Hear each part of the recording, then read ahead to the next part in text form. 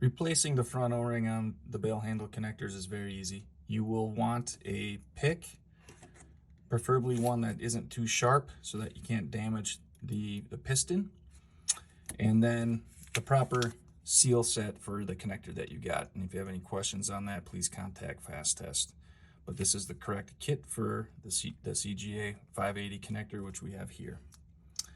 So first step is to remove the old O-ring. And to do that, use a pick and try to get under that O-ring. If you have a sharp pick, you can poke it and get it out, but I like just digging under, and that way you don't have to worry about damaging the piston underneath. Pretty easy to get under that O-ring and just work it out. Discard the old O-ring. Grab a new one from your new pack, and I do recommend using FasTest only O-rings. They are cleaned and the correct material, clean for oxygen service. So it's very easy. You just set it in the groove and work it around. And also I would recommend not using any lubrication on this. Lubrication in this application here at the front of the connector would tend to just collect any dirt or grime from the fill plant.